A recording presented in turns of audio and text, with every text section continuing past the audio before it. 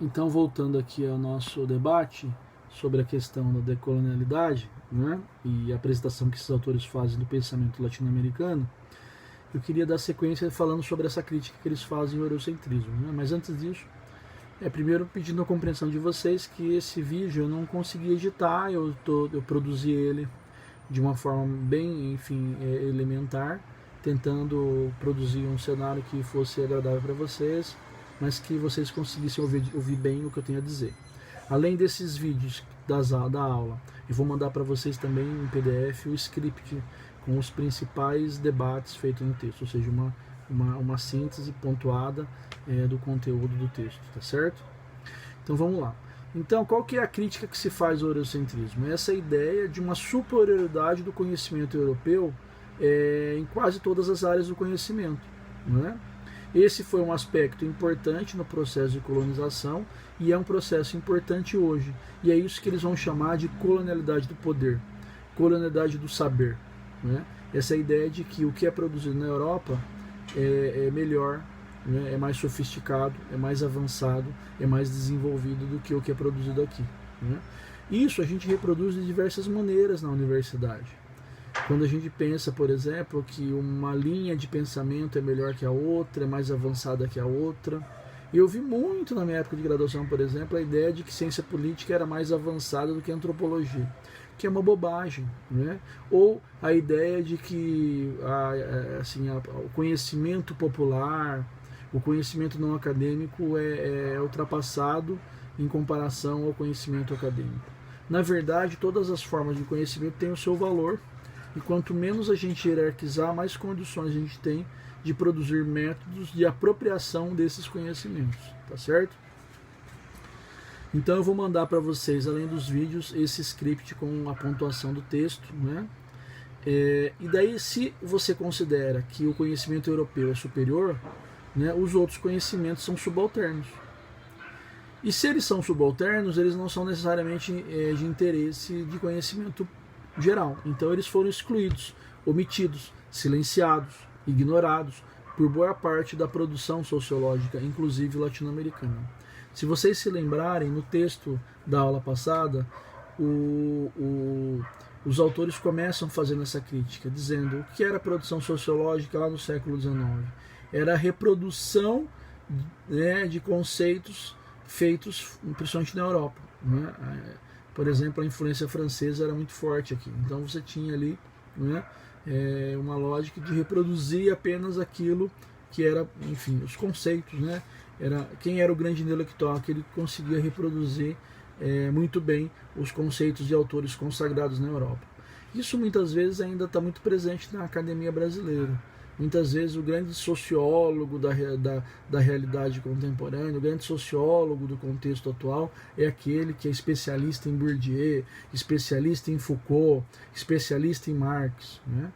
É importante a gente ter especialistas nesses autores, em Weber, em Durkheim, mas é fundamental que nós tenhamos capacidade de aplicar essas teorias e ver o limite dessas teorias no contexto latino-americano. Né? Aqui na Goiânia, aqui no Brasil, na América Latina, para que a gente tenha condições de produzir também novas teorias, inclusive valorizando as teorias produzidas aqui, principalmente a teoria da dependência, a teoria do pensamento decolonial, né? Enfim, então é um pouco a crítica que se faz. Ou seja, é preciso que se mantenha uma resistência semiótica a essa lógica da hierarquização dos saberes, né? Ressignificar as formas hegemônicas de conhecimento, né, do ponto de vista da racionalidade, né, mas uma lógica de racionalidade pós-eurocentrada, né, ou seja, sem considerar como os outros modelos de pensamento da realidade como subalternos. Né. É o que os autores vão chamar lá no texto de episteme da fronteira, ou epistemes de fronteira, né? Ou seja, uma crítica implícita à própria lógica da modernidade, à própria concepção do que é o mundo moderno. Eu tive a oportunidade de ouvir a reação um pouco de alguns autores europeus sobre a perspectiva decolonial. Eles nem consideram, muitos deles nem consideram essa produção. Não é? E por quê? Porque afronta a lógica europeia de pensar a realidade, a lógica europeia de racionalidade. Não é? Bem, então há também uma negação dentro dessa perspectiva de crítica ao eurocentrismo, de negação daquilo que eles estão chamando de coetaneidade, né? Coetaneidade em el tiempo. O que significa isso? Essa ideia de que nós vivemos o mesmo tempo e que se nós vivemos o mesmo tempo, a Europa e a América do Norte está avançada e nós, né, que não estamos no mesmo tempo, mas em momentos diferentes, estamos atrasados. Né? Então você tem a Europa, né, a Europa e a América do Norte, como vivendo uma etapa de desenvolvimento, não só econômico, mas cognitivo, tecnológico, social, mais avançado do que o resto do mundo. Né? Eles são grandes centros de conhecimento. Você recebe na Europa, Inglaterra, França, Alemanha, por exemplo, pensadores do mundo inteiro, né? Mas essa lógica de achar que o que é produzido, né, pelos franceses, alemães, ingleses, espanhóis é mais avançado do que nós produzimos aqui nos nossos centros de pesquisa é equivocado, porque muitas vezes a gente consegue avançar para além em alguns pontos, e o diálogo equânime é o que é buscado, por exemplo, por esse grupo de pesquisa que escreveu esse livro. Né? Ou seja, é importante que a gente se veja como parceiros de pesquisa, né, e não subordinados no processo de produção. Né? Por quê? Para evitar a ideia de superioridade das formas de vida ocidental sobre todas as outras formas. Né? Que é a crítica, por exemplo, que os pós-coloniais vão fazer. Né? A ideia de um Ocidente que, inclusive, inventa uma noção de Oriente que muitas vezes não tem a ver de fato com a realidade do que é o Oriente. Mas é um Ocidente que inventa um Oriente para se mostrar superior a esse Oriente. É uma Europa que se inventa enquanto superior a uma América Latina, uma América do Sul, um Caribe, uma África. Né? Então é essa lógica que nós precisamos superar. E isso está muito inserido, muito contextualizado na nossa vida acadêmica, inclusive hoje. Então esse texto ele é importante e atual, inclusive por esse motivo, né? Para a gente buscar superar essa lógica. Esses autores eles vão dialogar intimamente com os estudos pós-coloniais, com a teoria do sistema mundo, não é? Mas eles vão fazer isso de forma muito crítica. Não é? Porque eles vão dizer o seguinte, olha, os pós-coloniais eles focam muito na cultura. E, né, os autores da teoria do sistema mundo focam muito na estrutura econômica. Né? Então, acabam trabalhando essa lógica binária, né, de divisão entre infraestrutura e superestrutura, uma perspectiva que eu particularmente não vejo como uma perspectiva presente na obra do Marx, mas muitas vezes o Marx é lido dessa maneira. Né? A obra do Marx é pensada nessa lógica da infraestrutura e da superestrutura, e da infraestrutura subordinando a superestrutura. Né? Então a teoria do sistema mundo acaba enfatizando muito a infraestrutura e os estudos pós-coloniais a superestrutura. Né? Então, essas duas correntes ela têm esses limites na perspectiva dos autores e eu concordo muito com eles. São duas perspectivas que ajudam muito a entender o mundo, mas que têm esse limite. Né? Então, eles fazem isso, inclusive fazendo um debate com esse marxismo contemporâneo ocidental, desse debate sobre infraestrutura e superestrutura, como eu já disse para vocês. Né? Ou seja, na lógica desses autores, dos estudos de perspectiva decolonial, a cultura ela está sempre interconectada com os processos econômicos e políticos. Né? Ela não deriva dos processos econômicos e políticos. Há uma relação dialética entre a infraestrutura e a superestrutura. Eu, particularmente, quando leio Marx, eu vejo essa dialeticidade. O Marx trabalha com essa dialeticidade, mas muitos autores vão ler o Marx e vão trabalhar essa perspectiva de que a infraestrutura vai predominar sobre a superestrutura. Né? Mas, na verdade, há, na lógica desses autores, eu concordo muito com eles, uma estreita interconectividade entre o capitalismo e a cultura, entre a economia e a produção cultural. Na verdade, eu entendo o sistema capitalista como um sistema societário global, onde envolve não só o elemento econômico, mas político, social, ou seja, todas as dimensões da vida, inclusive a cultura. E esses elementos estão interconectados.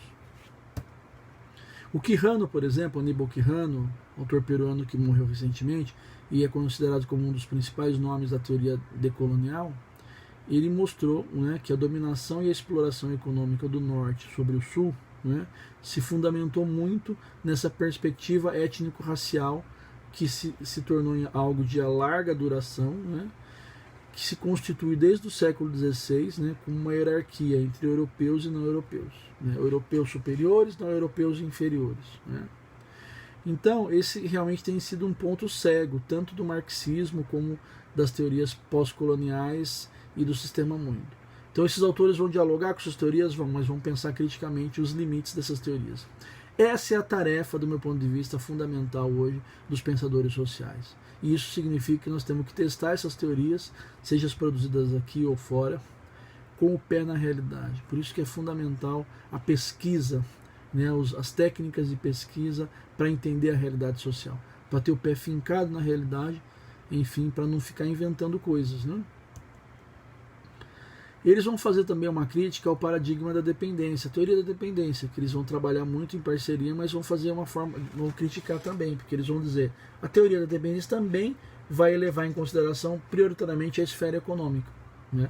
Então vão fazer uma análise social priorizando o elemento econômico, né? Ou seja, eles vão trabalhar a ideia, o pessoal da teoria da dependência, que a incessante acumulação de capital ela se mesclou de maneira completa com os discursos racistas, homofóbicos e sexistas do patriarcado europeu.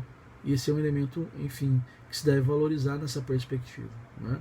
Mas sempre enfatizando o elemento econômico. E o que a teoria decolonial vai fazer é, olha, você tem, né, a acumulação econômica, né, do capital, mas o capital é um elemento para além do próprio elemento econômico. Porque do ponto de vista econômico, o capital é um valor que sempre se valoriza, que é sempre reinvestido na produção. Mas do ponto de vista sociológico, o capital é uma relação social de exploração, que envolve princípios racistas, homofóbicos, sexistas, patriarcais, né? E isso se reproduziu de uma forma muito intensa e evidente aqui na nossa região do país, do mundo, né? Que é a América Latina e o Caribe. Tá? Então, esse grupo, Modernidade e Colonialidade, né, que vai conduzir o livro, né, vai buscar fazer a análise dos processos, né, sociais contemporâneos, né, levando em consideração o conhecimento, né, dos subalternizados, né, ou seja, entender como esse conhecimento prático dos próprios subalternizados, né, dos trabalhadores, das mulheres, dos sujeitos que foram, enfim, considerados como raças inferiores, né, os gays, os movimentos antissistêmicos, pensam a realidade social. É fundamental ter essa diversificação dos principais grupos que são atingidos por essa exploração capitalista no mundo. E é isso que o grupo, enfim, Modernidade e Colonialidade vai procurar fazer. Ou seja, todo conhecimento possível se encontra incorporado, né, encarnado nos sujeitos atravessados por essas contradições sociais, né, que são vinculados a lutas concretas, né, que estão enraizados na realidade social desses indivíduos, né. Então, o que, do meu ponto de vista, esse grupo faz, na perspectiva decolonial, é atualizar a lógica marxiana de que é possível entender a realidade de forma mais completa do ponto de vista do proletariado, ou seja, do ponto de vista da classe explorada, dos grupos explorados, né? Então, o que esse grupo da decolonialidade faz é mostrar como essa lógica está diversificada no mundo contemporâneo e quais são os grupos hoje mais atingidos por esse processo de exploração. Ou seja, é aquilo que eu já tenho falado para vocês ao longo do curso, né? Tem 3 categorias que são fundamentais para entender o mundo contemporâneo. E elas estão interconectadas, não há hierarquização entre elas. É a noção de classe social, a noção de raça e a noção de gênero. Não é possível entender o mundo contemporâneo hoje sem articular essas 3 categorias. É uma tarefa difícil? É uma tarefa muito difícil. Em geral, os autores vão enfatizar uma coisa em relação à outra, em detrimento da outra. Mas é fundamental, então, que a gente tenha essa capacidade de fazer a leitura mais diversificada que a gente puder, das mais diversificadas teorias possíveis para entender essa perspectiva e esse princípio.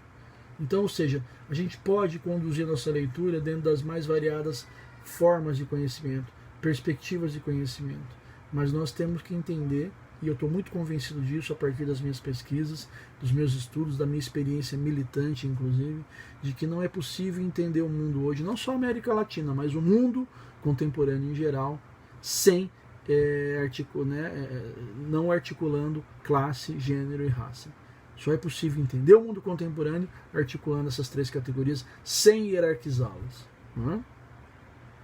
Então eu vou pensar aqui agora com vocês essa questão do paradigma da colonialidade, né? Porque ela também, ela não comunga de uma neutralidade axiológica, de uma neutralidade do conhecimento. Na verdade, o paradigma da decolonialidade, ela está inserida naquilo que a gente poderia considerar como as principais necessidades éticas, morais e políticas das ciências sociais latino-americanas. Ou seja, o cientista social latino-americano ele não tem o direito de se mostrar como neutro, de não considerar as desigualdades e o tamanho desrespeito às diferenças presentes hoje na realidade social contemporânea. Né? Então, a proposta desse grupo que vai pensar modernidade e colonialidade a partir da perspectiva decolonial são três propostas, na verdade, né? Fundamentalmente duas, na verdade, né? Primeiro, reestruturação, né, das ciências sociais, né? Uma reestruturação onde a gente consiga descolonizá-la, né, e desocidentalizá-la. E continuo dizendo, eles não estão falando